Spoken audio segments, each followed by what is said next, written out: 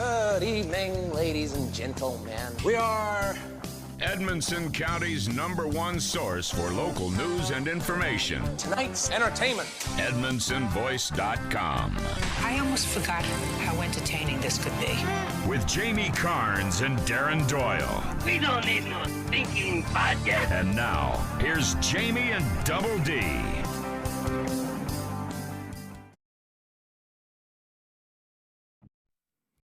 It is the Friday show. Welcome, everybody, and welcome, Jamie Carnes.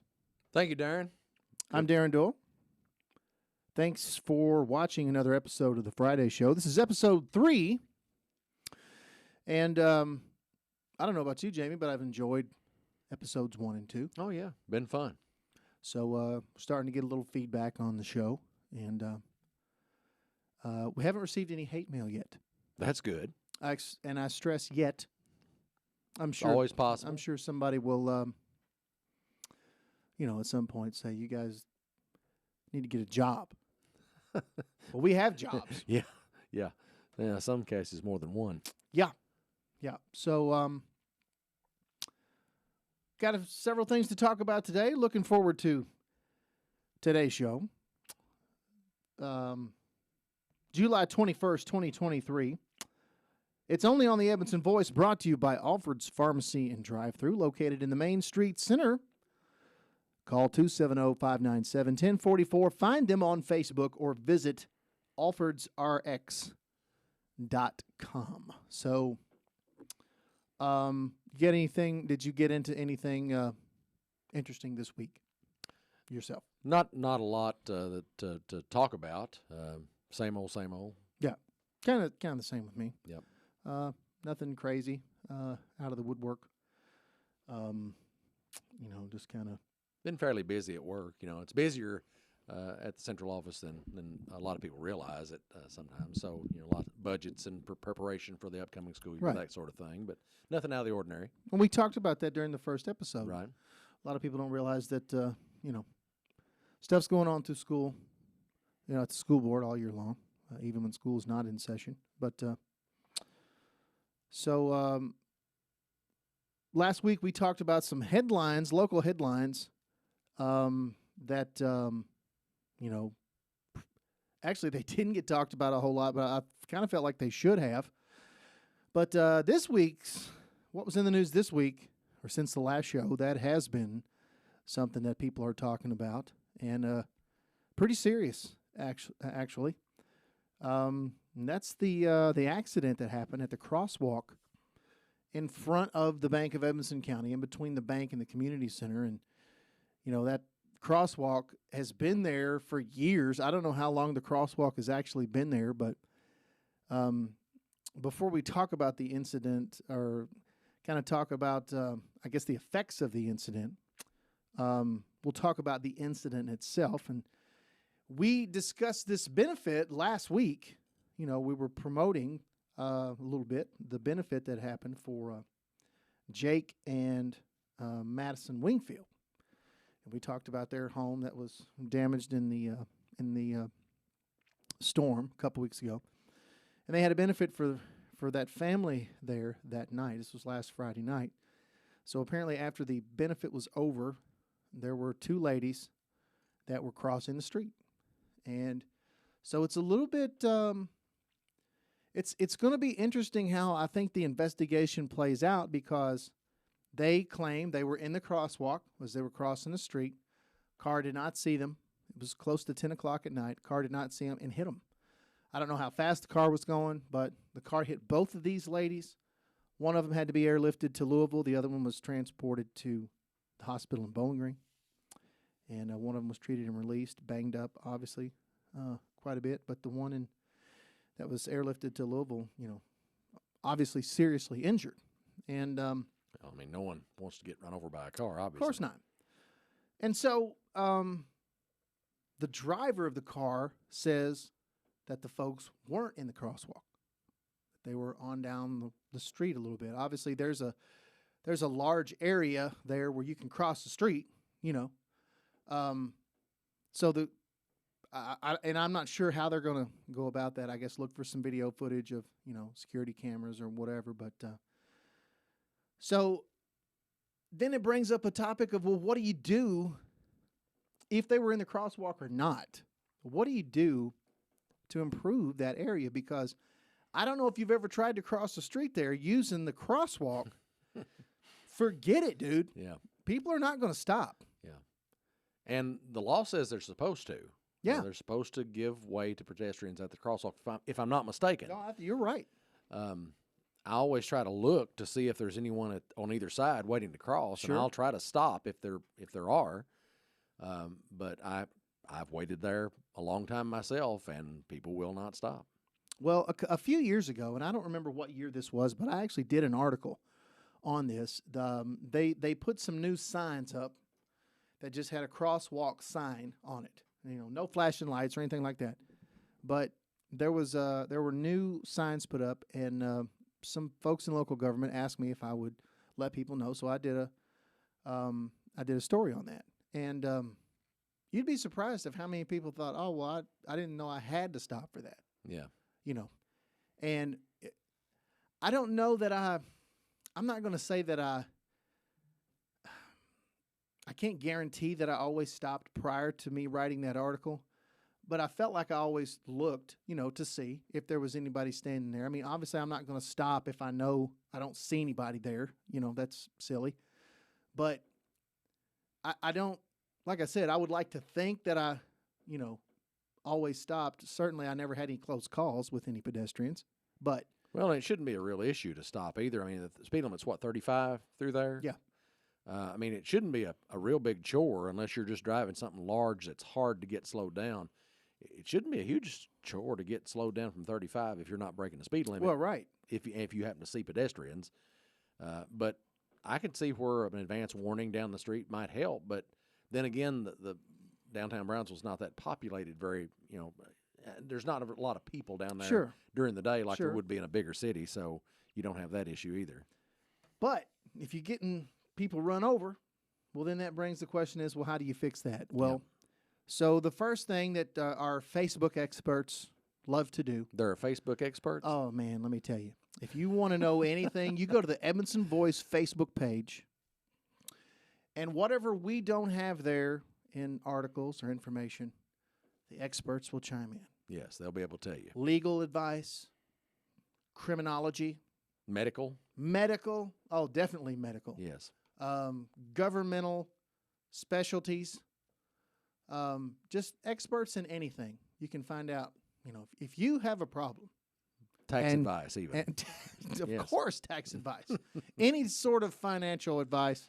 Anyway, so we published this story, and the first people, they start saying, the city needs to do this. The county needs to do this. The president. Yes. Whatever. Okay, so first of all, it's a state road. Okay? Yes, it is in the county. Yes, it is in downtown Brownsville, but that is a state highway. So whatever is done to that roadway has to be cleared through the state. Now, so a lot of people don't realize this. Last year during the Brownsville Bash, we put a banner over the road. It was a tiny banner. It was terrible. I remember that banner. We screwed that up big time, the Chamber of Commerce, and I'll take the blame for that. We screwed it up big time because we just didn't order a big enough banner. But we had to, we had zero local control that had anything to do with that. Well, I say that. We went through the Bowling Green office for the Kentucky Department of Transportation, and they were very helpful. They helped us, and they allowed us to do all that, and it was great. But that was state, and there was a huge chain of command that I had to go through to get that cleared. To get permission to, To hang get permission the banner. to hang the banner. Okay. Okay. So it's a state property. It's a state decision. And, I don't know. What I think might be beneficial is if there are caution lights placed on those signs, and when you want to cross the street, you push the button. And those strobes flash. I've seen those strobes at a lot of, pedestrian crossings, and they will get your attention quickly. And, again, I don't think it's a case. Certainly, this particular case where these ladies were hit, of course it was unintentional. The driver of this car, I didn't talk to her personally, but I'm sure she was devastated. Sure. This is obviously something very unintentional, but No one wants to hit anybody in a car. Either. exactly. So, I mean, if there had been flashing strobe lights, that is, to me, I don't think that's out of the question.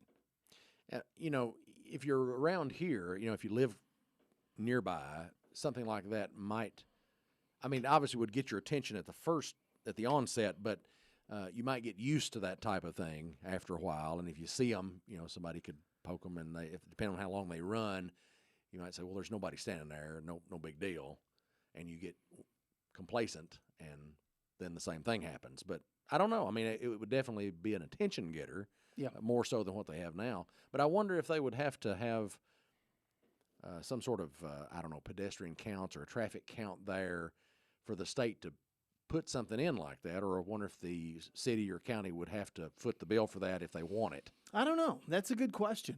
To my knowledge, any improvement like that is made to a state highway, to my knowledge, the state just takes care of it. I don't think there's any of those costs that have to be passed down, to city or county. But I don't know, maybe if the mayor's watching, or our judge executive, if you're watching this show, maybe you can give us a little insight on that. But to my knowledge, I think it would just be, the state's decision. And now I think that our local folks could, have some influence there. I think they could petition, certainly, for something like that. And you certainly have evidence that would lend credence to the ask, to the request for such a thing. Sure. Now that and there may have been some other problems there in the past. Nothing comes to mind right off the top of my head, but no, right. I don't remember personally, but years ago there was an accident, not involving a pedestrian, but we've had at least one fatality downtown that I can remember. A Jeep left the roadway and flipped, if I'm not mistaken, and killed a young man. Early 80s. And I think speed was a factor in that, but that's really, other than the time that there was the car crashed in the back of the Western Auto building years ago, right. And you remember hearing about that. Yep. Mm-hmm. But other than that, I can't remember any incidents with pedestrians specifically down there. Well, thankfully, no one lost their life. Right. Of course. And again, and I don't know an update on either of these ladies. Certainly, the one that was airlifted to the hospital. They did have some local ties. I know that some people that they weren't from here. I think they were both from Grayson County, but I think they have attended some church here and had some families that. Well, they were here for the benefit, which is a local thing. Yeah, so of course, that's obvious. But very scary situation, and if nothing else, by talking about it today, I hope maybe that people just pay a little bit more attention when they go there. Well, and here's the thing too: pedestrians need to pay a lot of attention as well. Yeah. When you're standing there and you're getting ready to cross that street, you better make sure that traffic's clear. Sure, because just like we've stated, people don't pay attention sometimes that are in their cars or distracted for whatever reason, or they're tunnel vision and looking at the road. They're not seeing you on the side and seeing you step off. So pedestrians need to take a lot of that responsibility themselves and try to prevent themselves from getting injured too. So that would help on that side. totally agree. And anytime that I've ever crossed the street there, I have never just assumed that I can just mosey on out into the middle of that Absolutely street. not. I mean, That's how you get hit. That's right. And I'm certainly not saying these ladies Right. did that. It was dark. But if you want a recipe for hurt, that's it. Yeah, sure. Yeah. And the one thing that I will agree with on some of the comments that have come in is how dark it actually is right there at night. The street light, there's a couple of street lights. One is down further. It's actually past Cross Street, where you go up to the Reed Dawsey house. It's right in that area, and I can't remember what side of it may be on that side of the street, and there may be the one over there on the old Woodcock building. There may be a street light there, but right there at that crosswalk, It's not. It's pretty dimly lit. You know, I haven't been down there much at night other than during the times we've covered parades and things like that, so I haven't really paid a lot of attention to that. But I know they've been replacing some street lamps here and there when they had one go out. Some look different colors than others to me. Maybe that's an LED thing. But some of them look purple. Yes. And they're stupid looking. I don't know what. They look like a bug light. It's always been kind of a head scratcher for me what's going on there. I don't get it. It must be some sort of an LED thing that's causing them to look that way. But anything right there would be helpful. Yeah, I would illuminating it at night, and that's when this happened at night. So that probably contributed to the problem there. So anyway, we hope these two ladies are recovering and wish them the best. And hey, when you go through there, take it easy, man. See if there's somebody that's ready to cross the street. If you do, stop. It's a crosswalk. Cram the Cruiser. That's today. Yes, it is. So that's that'll be going on. Let's see, until about what? 2 o'clock, 3 o'clock. Yeah, 3 p.m. It's right in front of the Family Dollar, CNC Firearms, and we'll certainly take all the school supplies or donations you want to bring by. All day from 9 to 3. Make sure that's right. 8 to 3 actually is what the time is on that.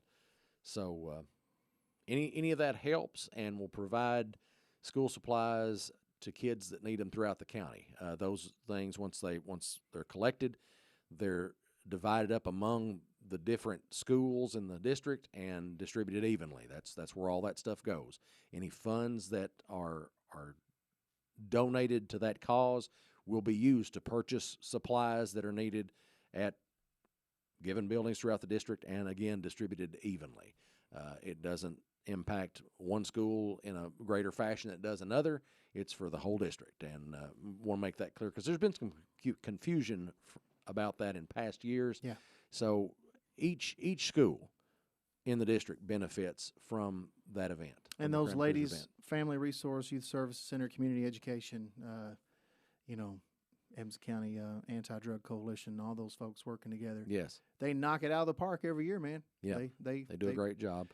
Lisa Hubry heads up the Cram the Cruiser event. She's pretty much the lead on that. And this year she's assuming the new role of FRC coordinator. There's a new configuration now. KIROC and the 5-6 Center are one center. Okay. And she will be coordinator for that center. Okay. South Edmondson has its own center, Mm-hmm. and that's Natalie Stye. She's the coordinator out there, and then Morgan Esters is the coordinator for the Youth Services Center at the high school and middle school. And so all those ladies work together to help do that job for Cram the Cruiser and for a lot of other programs they do throughout the year. Excellent stuff. So stop by there, make a donation, and being there right there by the Family Dollar. It's handy. You can go right in, buy your stuff. Get a sack full of notebooks, bring them out. We'll happily accept them. That's right. And, of course, check, cash, all that Sure. is good, too. So I'll probably be out there later today just hanging out with people and taking a few pictures and trying to help them get the word out. All good. So let's move on to the next segment. And the people are really liking this segment. It's odd headlines from around the nation and around the world.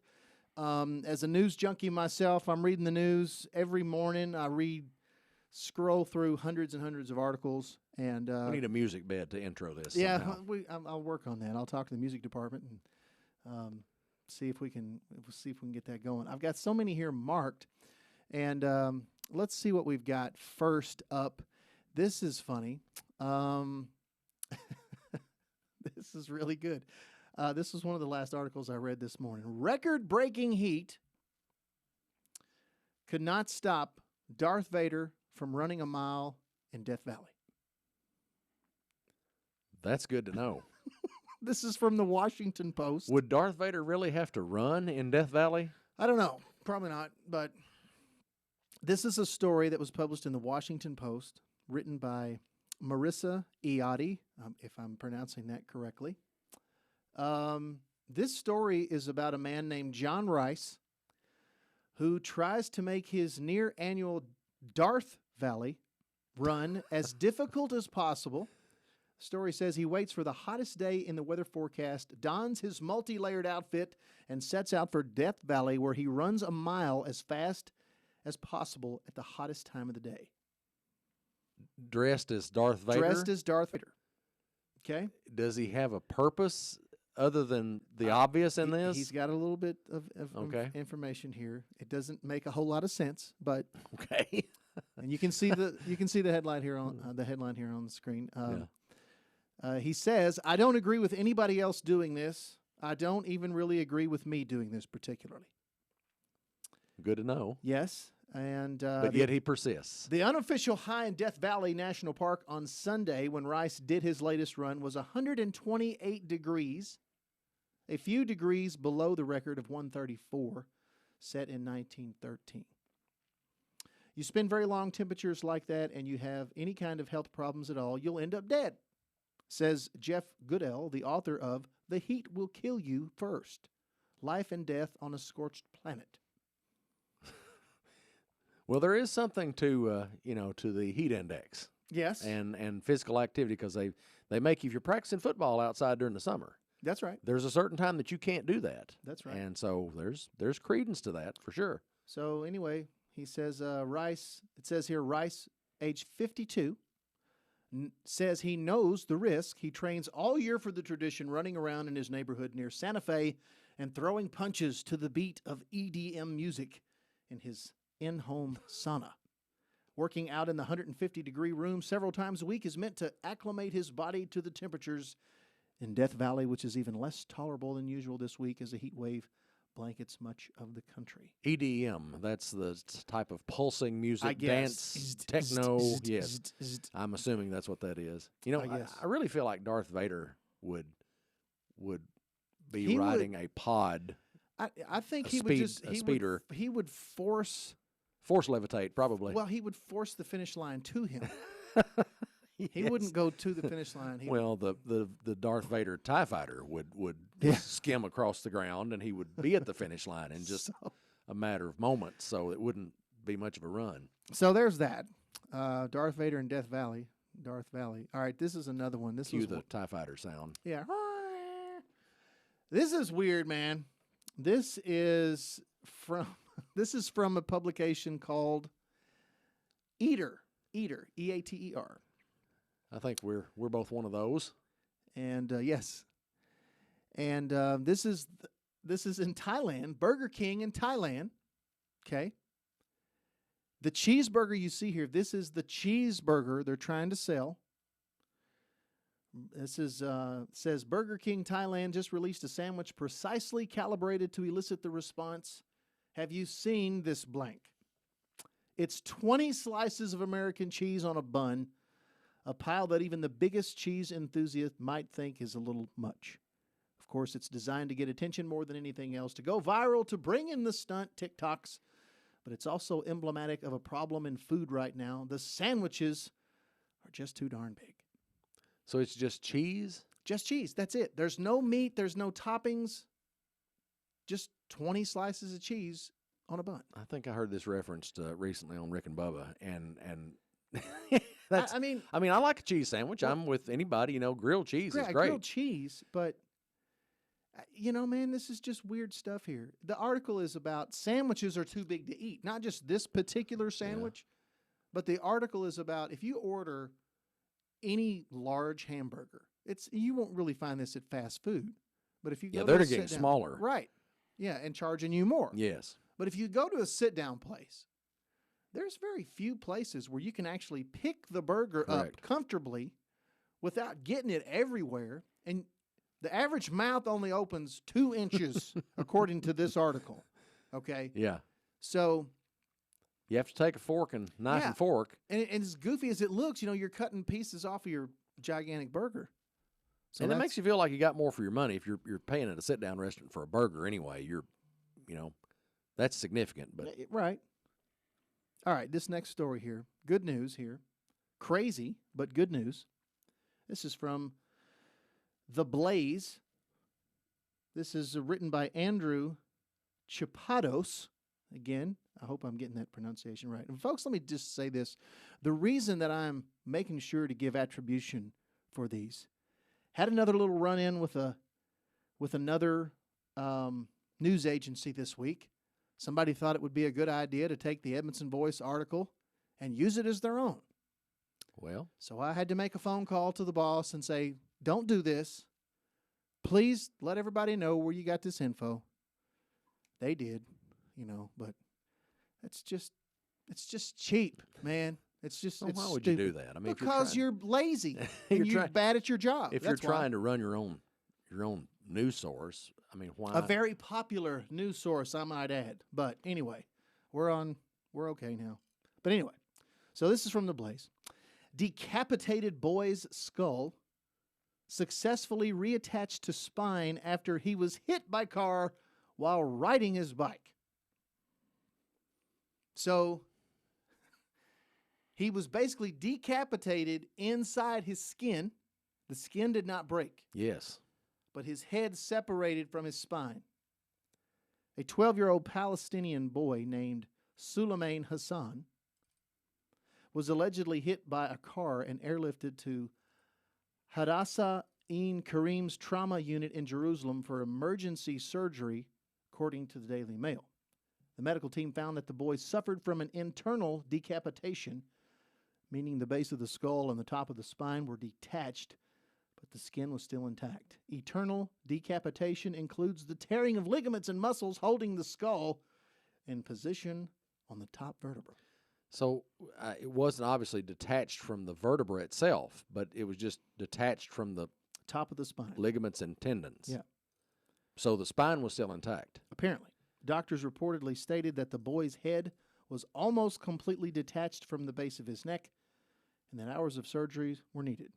It has apparently been approximately a month since the actual surgery happened as doctors waited to announce the results. And so apparently he's recovering, and the picture that you see right here, that's the little boy. So isn't that? I assume he has movement and everything. Apparently so. Apparently so. Well, he's So- a very lucky young man. Very.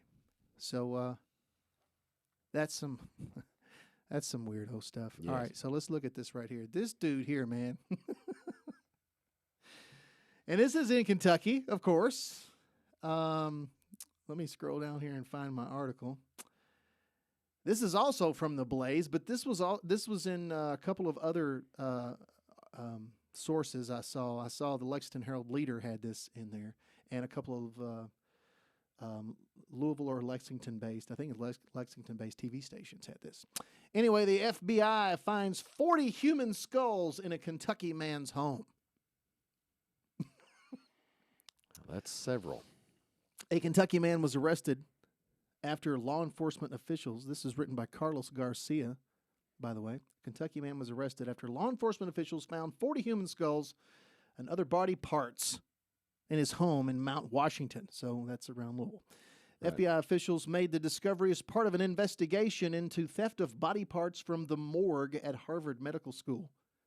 39-year-old James Knott allegedly purchased the human remains from a Pennsylvania man named Jeremy Pauley, who had obtained them from a woman who stole the parts from cadavers donated to the school for medical research and education.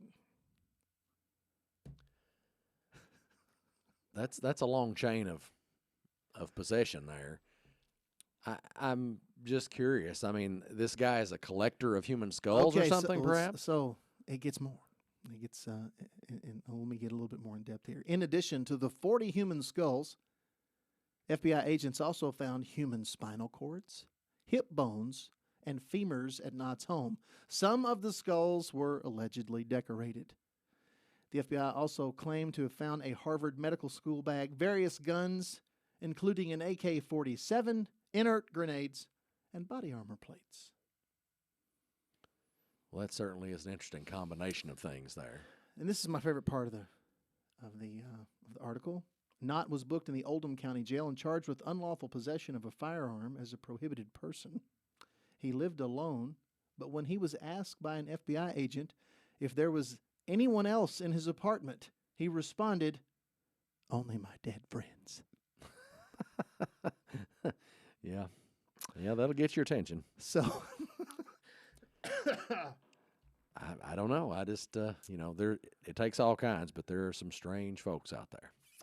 all right. See, I think I got one more here. Yeah, this guy right here. And this is from CNN. This was written by Sophia Cox, Irene Nasser, and Kathleen McGramo. Castaway and his dog, who survived months adrift at sea, now back on dry land. This is a good, feel-good story. That was in Australia, right? It was. That's what I was thinking. An Australian sailor who spent months adrift in the Pacific Ocean alongside his beloved dog has recounted his remarkable tale of surviving on raw fish and rainwater after finally making it safely back to dry land. And they were rescued 3 months after 3 months out at sea by a Mexican tuna boat that happened to spot their stricken vessel in the vast expanse of the world's largest ocean. And so he was in a little catamaran out here, and at some point it became disabled. And 3 months, man, floating, didn't have any way to cook, take care of himself just by wherever his little vessel was floating and whatever he could get. And his little dog, Bella. I mean, how do you catch fish to eat? I mean, you're eating raw fish. Raw fish. You'd have to have some way to snag them and trap them or something. Well, it says he did a lot of fishing and ate a lot of tuna sushi to sustain himself and Bella, but he said his health took a bad turn after encountering a storm. And he was spotted more than 1,200 miles off land. So, off 1,200 miles, man. So, I don't know. I've gone deep-sea fishing a few times. And you get 10 miles out, 10 to 12 miles out, you can no longer see the coast, the shore. 1,200 miles, man. I mean, you literally have no idea what direction is what. Right.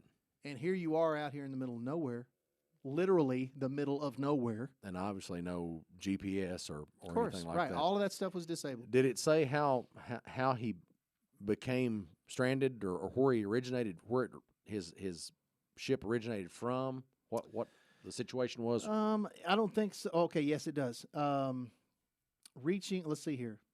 It says he reached land. Well, no, this is where he ended up. All right, hang on.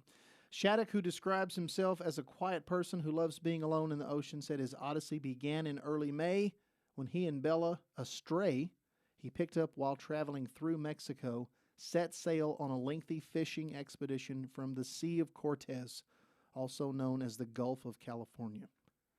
Their ultimate destination was French Polynesia, approximately 3,700 miles. But a small catamaran, the Aloha Toa, was damaged by a storm several weeks later, leaving Shattuck and Bella drifting in harsh and unpredictable ocean with little hope of rescue. Was it a sail vessel or was it? Yeah, it's like a sail, little sailboat kind of thing. So he had no way of steering or, navigating, and really didn't know which way to take it. Exactly. If his GPS or whatever is not functioning. So, but he made it. And said, appearing somewhat dazed and visibly thin with disheveled beard and hair, he said he'll always be in the water, despite his recent escape. He said, I don't know how far out in the ocean again I'll be, but I think I'll just love the nature, he said. Well, that's basically Castaway in real life. Well, it really is, and there were some comparisons, because he kind of looks like Tom Hanks's character in Castaway. I guess he would after 3 months. After the end there, but anyway. At least he had a dog to talk to. He did. Not Wilson. Not Wilson of volleyball. Yeah. Okay. So, glad he made it back. Yes. Glad he got picked up. Very lucky. Crazy stuff, man. So, that's going to wrap it up on the headlines, at least for today. So we're going to move on to the next segment, and that is today's topic. It's going to combine with the topic of music as well. We're going to kind of cover two topics here. And I don't know if you guys have heard about this, but this cancel culture, obviously you know about cancel culture, but Jason Aldean, in the hot spot, alleged country singer. I will tell you right now, I can't stand Jason Aldean's music, okay? If they told me he was playing a concert free across the street, I would find somewhere else to go. I'm going to take it a little further than that, Jamie. If somebody said Jason Aldean is in Nashville tonight, I will pay you $1,000 to drive down here and see him. I would refuse. You're pretty sure you don't want to see Jason Absolutely Aldean. positive. What if he was appearing with Jelly Roll? Would that make a difference for you? I would not go to that. Okay. So, but I will say this. My hat is off to Jason Aldean because he is refusing to apologize for his beliefs. What are his beliefs? Well, apparently he's a conservative, and that's really, I don't think that's what this is about. Jason Aldean released a song back in May called Try That in a Small Town. The song is about rioting, burning the American flag, causing all sorts of ruckus, carjacking, Yep. Assaults of all sort, people doing terrible things and people not standing and helping. People just standing by filming it. There's more people filming fights now than there are, obviously people trying to help or break it up. And I get part of that. Okay, there's huge liability if there's two guys fighting over here. I'm not saying I'm just going to jump in the middle of it, but I'd like to think if somebody's being taken advantage of, some little old lady or, some woman who's getting, punched in the face by some punk, I would like to think I'm going to try to go in there and help. You hope someone would help. Yeah, before I pick up a cell phone. So the lyrics they basically just say, here's all this stuff that's going on in the world. Try that in a small town. Come to my town and see if you get away with that. Okay? So CMT canceled. CMT, country music television, allegedly. And I'm going to tell you, folks, modern mainstream country music sucks. There's none of it that I like. Yes, I do like country music. My country music artists are either old or the people you've probably never heard of. They're not mainstream guys. And I'm not saying that to be one of these hipsters. I'm just saying mainstream country music is not country music to me, and I don't like it. And I think Jason Aldean's music falls into that category. However, what we see today in society, especially with artists, actors, singers, dancers, whatever the case may be, TV personalities, media personalities, whatever, this large group of whoever they are waiting to pounce. They're waiting for you to say that one wrong word. They're waiting for you to post that one wrong post that by their standards is wrong. And they come after you. You're done. We don't want to have anything to do with you anymore. Your career is over. Your life is over. We want to come make your life miserable for however long you're on earth. Well, what's their beef? What's CMT's beef and their beef with Jason Aldean's song? So apparently, and I'm going to pull up here, this is the statement that Jason Aldean released on Twitter. And I that's the thing that prompted me to start looking into this, too, because I saw that on Twitter myself and really didn't know what it was referring to. So here it is. In the past 24 hours, I've been accused of releasing a pro-lynching song, a song that has been out since May and was subject to the comparison that I, direct quote, was not too pleased with the nationwide BLM protests, Black Lives Matter. These references are not only meritless but dangerous. There's not a single lyric in the song that references race or points to it, and there isn't a single video clip that isn't real news footage. And while I can try and respect others to have their own interpretation of a song with music, this one goes too far. As so many pointed out, I was present at Route 91, where so many lost their lives, and that was the Las Vegas shooting. Okay. We still don't know who did that, by the way. That's exactly right. And our community recently suffered another heartbreaking tragedy. No one, including me, wants to continue to see senseless headlines or families ripped apart. And he goes on to say, try that in a small town, for me, refers to the feeling of a community that I had growing up where we took care of our neighbors, regardless of differences of background or belief, because they were our neighbors, and that was above any differences. My political views have never been something I've hidden from, and I know that a lot of us in this country don't agree on how we get back to a sense of normalcy where we go at least a day without a headline that keeps us up at night.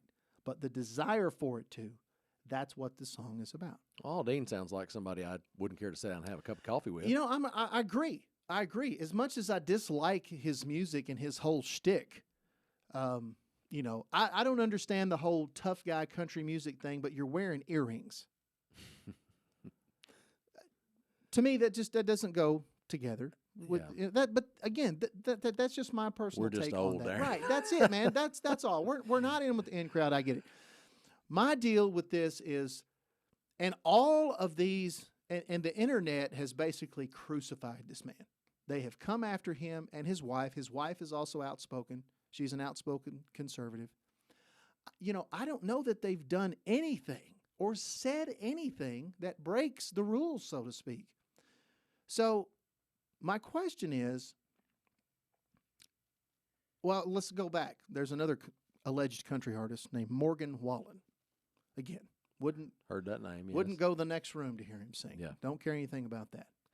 And he said something on some video stream or something. He came off with a bad word, okay, that you're not supposed to say, and I understand that. But he said it in a joking manner to one of his friends, you know, and they did the same thing. Record label going to drop him. Sponsors started dropping him. You know, all these people started saying, we don't want to have anything to do with you. The guy's selling more records than Elvis. That's what happens when Exactly. people try to shut you down. I mean, the same thing happened in the 80s with the PMRC, if anybody remembers that acronym. I think it's the Parents Music Resource Center.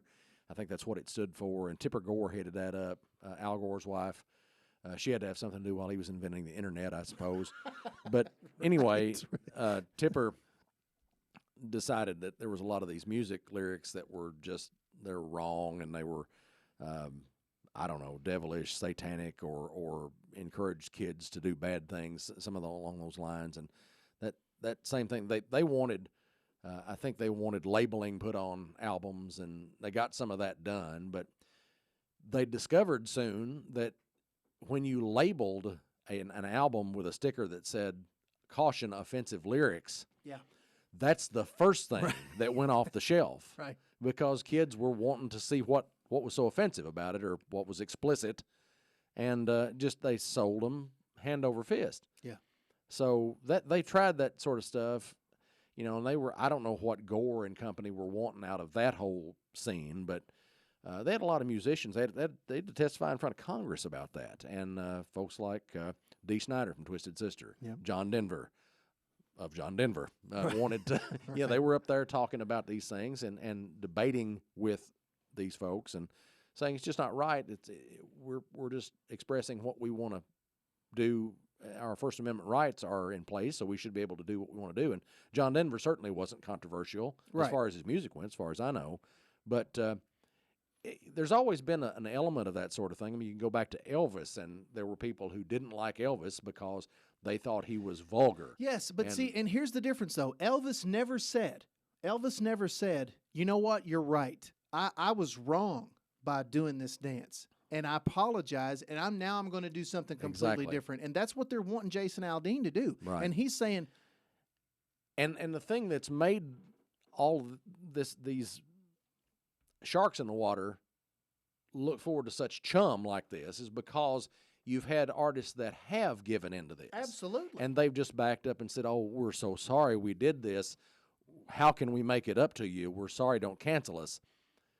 You know, it's time somebody sets their foot down and says, this is enough. There has to be some sort of other idea behind all this. I mean, by the media that's supporting this kind of cancel culture. CMT. Yes. Okay, I mean, CMT? I mean, who exactly are they representing? I don't know, but who owns CMT? That's the question. I don't know. That's a good question. You know, if it's someone like Disney, you know, I might be able to understand that a little bit more.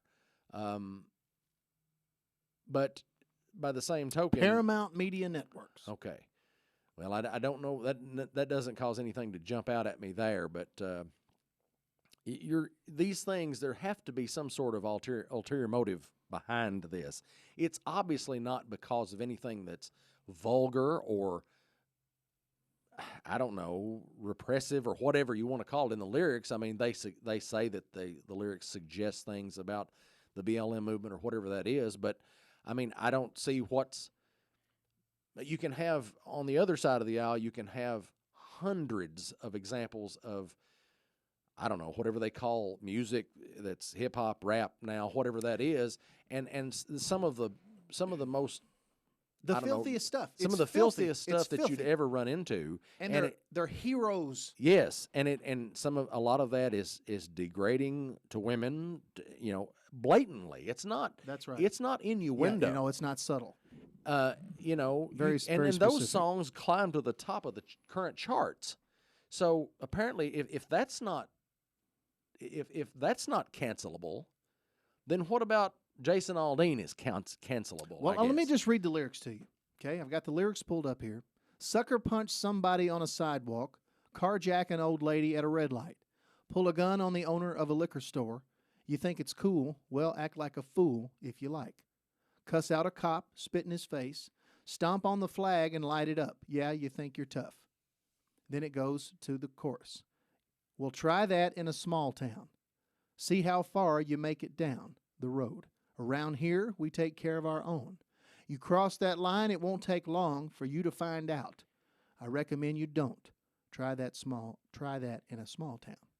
Well, who among us haven't said things like that? Course. Watching those stupid riots on television all that summer. All of us we see this garbage on TV, and you say, "Buddy, try doing that over here." Yeah, I mean, first of all, you got to have obvious things in place. You got to have a law enforcement agency that people respect and will give the authority to do things like that. Of course. It was the government causing, the state government's causing a lot of those issues because they wouldn't allow police to do their jobs in a lot of those situations, or at least in my opinion, that's what it was. But yeah, I mean, that's the first thing you think of, like, how could that even happen? You don't see it happening around here. Of course, we don't have, network news crews down here either. That's very true. often. Now, the second verse, and I think maybe this is what the people are having the most problem, but I really don't know. But the second verse says, full of good old boys raised up right. If you're looking for a fight, try that in a small town. Try that in a small town. So, got a gun my granddad gave me. They say one day they're going to round up. Well, that crap might fly in the city, but good luck. Okay, but these are the things that a certain group of people are losing their minds, and they want this man gone, done away with. But when you get to the point where CMT takes these lyrics and they say, we're not having this. You can't be on this network. We're done with you. What world are we living in, man? Because I'm missing something. We need Waylon Jennings back is what we need. I'm sure Hank Jr. would have a few things to say too. Sure. But I mean, they tried to cancel him years ago from the Monday Night Football gig and Of course. all that. But I mean, he's pretty outspoken on those things. But you're trying to cut your nose off to spite your face. There, your CMT, your country music television, and yet you're going to rail against one of the biggest acts currently in your reported genre. Yeah, and this dude's got money to burn, man. He doesn't. For that matter, he doesn't need CMT for anything. And how many downloads do you think he's gotten? He's on the number one from Try That in a Small Town right. now. After all this is broken, and of course, the folks that are taking up for Jason Aldean are saying this is a Bud Light situation. You know what to do. Yeah. And they're basically, go download his music, go watch his video, whatever. And I don't know how many views. I did. When I heard about this, I wanted to see I it. did too. And I'm like, well, okay, the song really doesn't do anything for me music-wise, but, I get it. I'm not sure I don't disagree with the sentiment. Exactly. That's okay. So Try that in a small town on YouTube. It has been. They published the video 6 days ago. It's already had 6 million views. So it's a pretty new video. The video is brand new. The song came out in May. Released in May on an album, I'm assuming. Or maybe a single. I don't know. Whatever. But they did the video. They just released the video. And that's what has everybody so uptight. But again, I am tipping my hat to you, Mr. Jason Aldean, even though I don't like your music. You, sir, are standing firm, and you're not apologizing. And I think that is worth a salute because, as Aaron Tippin once said, Jamie, if you don't stand for something, you'll fall for anything. Yeah. So, anyway, went a little long on that segment, on that part of it right there, but for good reason and good measure. We're kind of covering two things at once, our today's topic and in music today. So, moving on to the next section here. This will be our final segment. We've only got about 10 minutes left. But it is National Whatever Day on Friday, July 21st. Jamie, what do we got? Well, not quite as many as we had the last couple of weeks, but some significant ones nevertheless. It's National Be Someone Day, and that was kind of vague, so I looked into that a little bit, and it's basically about making a difference in a child's life somehow. Okay. National Be Someone Day. So well, we got Cram the Cruiser. Yep. So let's National Be Someone. No better day to have it. Absolutely. Let's do that. It's National, and I'm not really sure how you say this. Lamington is how I'm going to give it a go here. National Lamington Day. And if you don't know what Lamington is, it's an Australian dessert. And that ties in well with our guy from Australia who got stranded on a boat. I bet he'd like to have a sack full of Lamington with him on that catamaran. But anyway, an Australian dessert named for a former governor of Queensland. It's sponge cake dipped in chocolate and coconut, served with a strawberry jam in the center and a dollop of whipped cream on top. That sounds pretty good to me. I'll take a slice right now. Yes. You didn't happen to bring any today, No, don't have any Lamington with me. So if you're watching this program and you know how to make Lamington, you know where to find me, Jamie. That's right. We're not doing a ball game, but we're still talking about food, and we will accept food. So, and in that same vein, it is National Junkfood Day. Okay. We can all support that. Amen to that. So chips, burgers, whatever you got that's junk food, gummy bears. Smoke them if you got them. Bring it on. Just, I crave case of White Castles. I could be as happy as anybody with. I'll go for that. A crave case of those. So that's all we got. Just those three things there. That's plenty good, though. Pretty solid. Pretty good range. Anytime you can, make a difference in someone's life and then enjoy the rest of the day with junk food. Yes, and maybe a little Lamington. Well, I would say Lamington's junk food. I mean, so it kind of goes hand in hand. Well, the dessert. I mean, I guess it has fruit in it. Yeah, fruit. Not all and desserts nuts. are junk food, I guess, but it's it falls right in there. Oh, okay. Well, this brings me to one of my favorite segments of this program, and that is dramatic lyric reading. I hope it's other people's favorite segment. I don't really care whether it is or not. Of course, I've harped and harped about knowing your audience, knowing your core audience. Yes, we hope that they like it. I did hear some good feedback. So, is there any particular request about how you'd like this done this time? I just I would like for you to just do it as you feel it. So just tell us what the name of the song is, and you go from there. This is from the Annals of Bon Jovi, John Bon. They say it's slippery when wet where they come from. That's what I've heard. And from that collection of music, I think that was around 87, if I'm not mistaken, comes this little ditty called You Give Love a Bad Name. Shot through the heart, and you're to blame. Darling, you give love a bad name. An angel's smile is what you sell. You promise me heaven, then put me through hell. Chains of love got a hold on me. When passion's a prison, you can't break free. Oh, you're a loaded gun. Yeah. There's nowhere to run. No one can save me. The damage is done. Shot through the heart, and you're to blame. You give love a bad name. Dramatic lyric reading from Jamie Carnes, folks. That's pretty solid. That's a pretty solid performance, right there. Well, thank you. And that's how many times have I heard that on the radio? That was 1987. by the Yes, way. that song, even today on classic rock stations, gets worn out on the radio. Yeah. So that was, of course, you know, my aunt, Melanie Elmore. Yes. Melanie graduated in 87. She took me to school. She drove to school her senior year. I'm sure probably some of her junior year too, but she drove me to school. In a Monza? Chevy Monza. Yes. With a red interior. And I don't know how well everything else worked on the car, but it had a tape deck.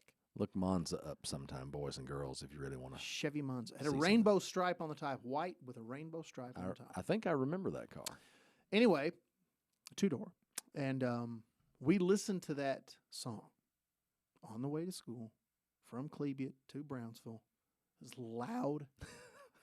loud as the thing would go. Loud as those Craco speakers could play it, right? They probably weren't even Craco. They were probably like Cranko.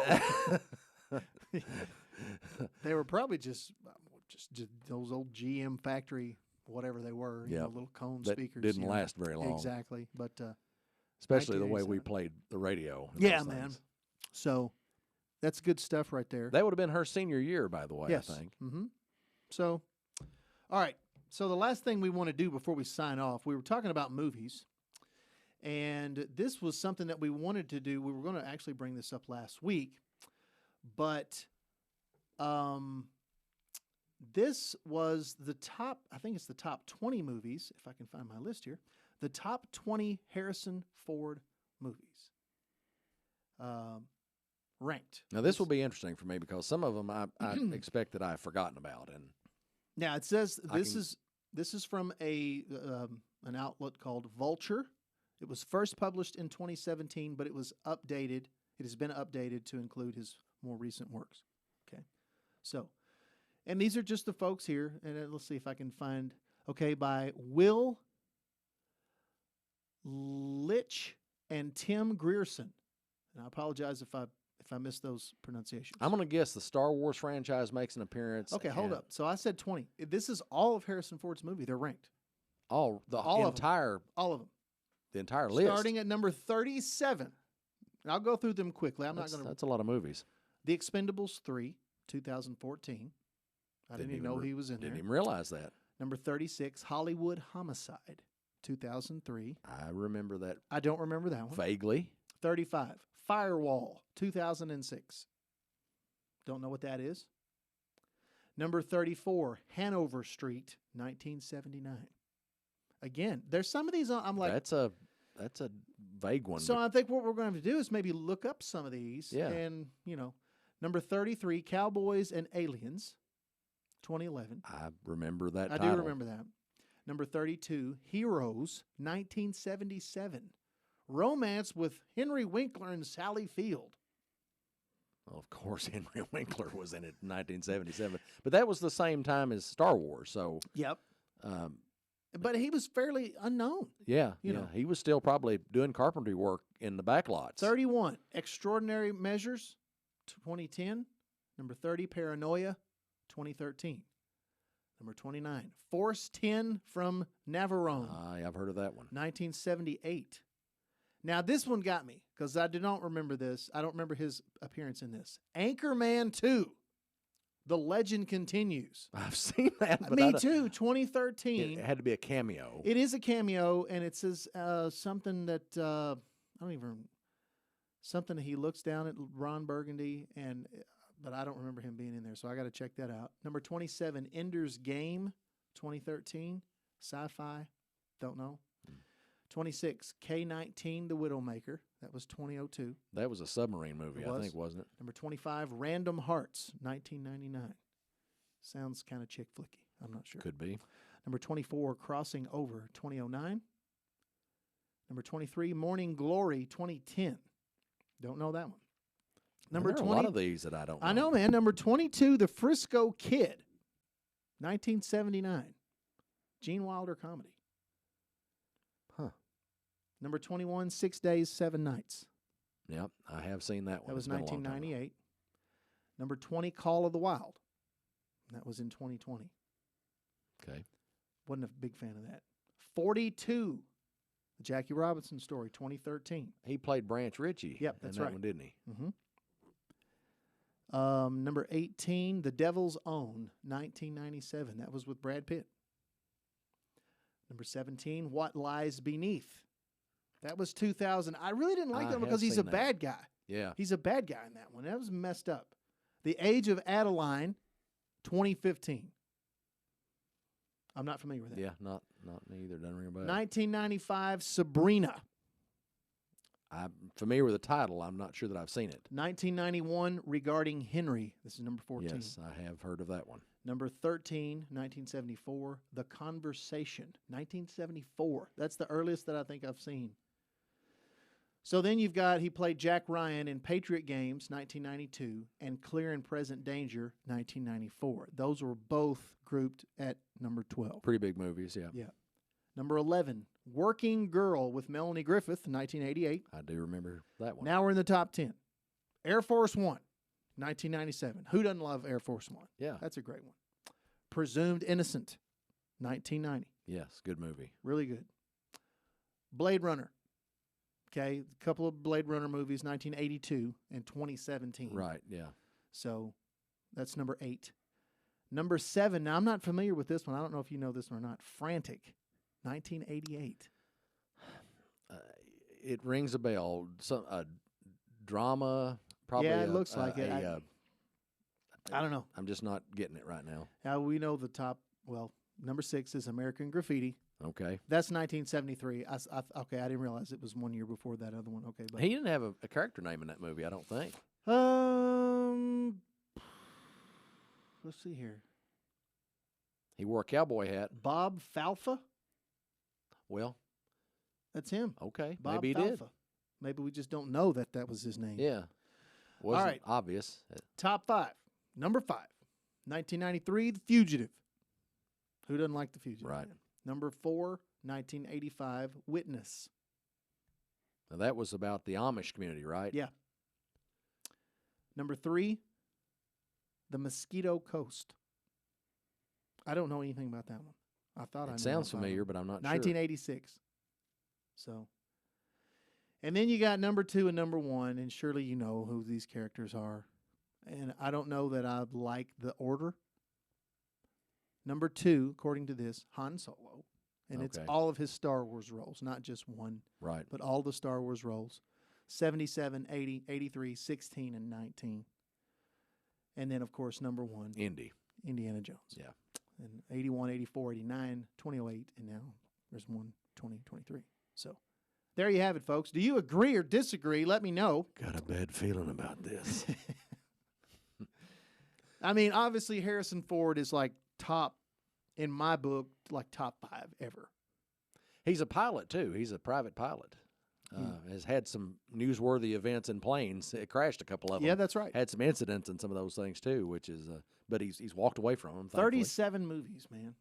37 movies. That's a lot of movies over the course of a 50-year career. And what is he? He's in his 80s now, isn't he? I think he's 81, something like that. You know, hats off to him, too. I mean, that's right, man. He's stayed popular. He's stayed, in the conversation. We're talking about him today. Yeah, I want to say this. You ever heard, have you ever heard Harrison Ford go off on some political tirade? I haven't. No. That's probably why he's so popular. I don't care what his politics are. He's one of the greatest actors of modern times. That's what his thing is. Right. I don't want to hear his take on politics or sports or climate or whatever. Let me see him act. Well, Tom Cruise is kind of like that too. Agree. Now there was some debate about his religious affiliation Right, there for or a while. whatever, It was- Scientologist or whatever. But bottom line, the guy goes out here and makes movies that aren't controversial, and just people love them. That's right. And They're entertaining. One of And they may follow the same a formula that's tried and true, but why not? If that makes money, if it sells tickets, then by George, if I could make a movie, that's what I'd do too. 100%, man. And with that, we're going to shut her down because we've actually gone a couple minutes over here. We've had a lot to talk about today. Yeah. And so go Good eat some show. junk food. Go to Cram the Cruiser. Go to Cram the Cruiser while you're eating junk Yes, food. eat some junk food. Buy junk food for Cram the Cruiser. Yes. Yeah, they'll take some of that stuff. Hey, check out Jamie on Twitter at JOscarJr. You can tweet the Edmondson Voice at Edmondson Voice. You can call us at 270-597-6550. You can also text that number. Visit us on Facebook, Twitter, YouTube, and, of course, EdmondsonVoice.com. Jamie, thank you very much for doing it again. Thank you, Darren, for having me. May as well try to do Been it. a pleasure. Let's see if we can do it next week. We'll give it a shot. Okay. Thanks for watching, everybody. Edmonson County's #1 source for local news and info, Edmondson Voice. We'll see you next time.